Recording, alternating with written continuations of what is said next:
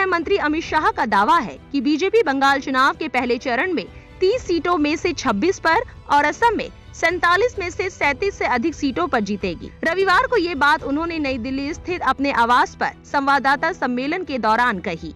वरिष्ठ बीजेपी नेता ने पार्टी के आंतरिक फीडबैक का हवाला देते हुए विश्वास दिलाया कि पार्टी बंगाल की 294 सदस्य विधानसभा में 200 से अधिक सीटों पर जीत दर्ज करेगी और असम में 126 सदस्य विधानसभा में अपनी 86 सीटों के गठबंधन आंकड़े में सुधार करेगी।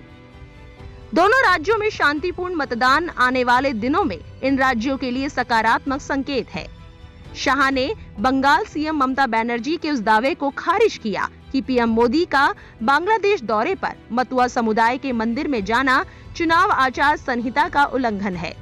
इससे दोनों देशों के बीच द्विपक्षीय संबंध मजबूत होंगे और इसका चुनावों से कोई लेना देना नहीं है। बकौल शाह, सोनार बांग्ला की अपनी परिकल्पना के साथ भाजपा ने राज्य के लोगों के बीच एक बेहतर पश्चिम बंगाल की उम्मीद जगाई है।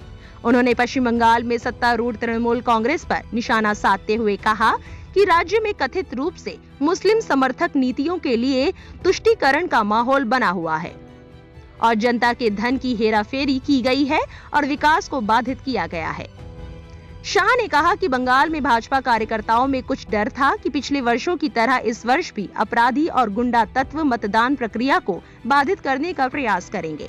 उन्होंने कहा, मैं चुनाव आयोग को शांतिपूर्ण और निष्पक्ष तरीके से चुनाव कराने के लिए बधाई देना चाहता हूं। उधर दीदी ने शाह के दावे को सिरे से खारिज किया। नंदीग्राम से लगे चंडीपुर विधानसभा क्षेत्र में एक चुनाव रैली में चुटकी लेते हुए कहा, एक नेता ने आज दावा किया कि उनकी पार्टी पहले चरण के चुनाव में 26 सीटें जीतेगी। उन्होंने 4 सीटें भी क्यों छोड़ दी? आखिरकार वो पूरी 30 सीटों पर जीत हासिल करने का दावा क्यों नहीं ठोक रहे हैं? क्या वे सीटें कांग्रेस और सीपीआई के लिए छोड़ दी है? आपको एक बड़ा सा रसगुल्ला मिलेगा।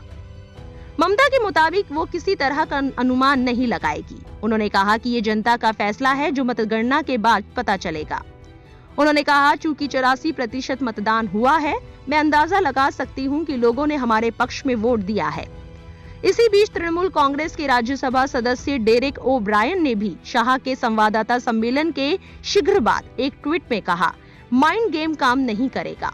मोशा बता दें कि बंगाल में 8 चरणों में विधानसभा चुनाव हो रहे हैं और मतगणना 2 मई को होगी। खबर को लेकर आपकी क्या राय है, हमें कमेंट सेक्शन में जरूर बताएं। हमारे चैनल को सब्सक्राइब करें, वीडियो को लाइक और शेयर करें, बेल आइकन बटन जरूर प्रेस करें ताकि बंगाल चुनाव की हर खबर आप तक पहुंच सके।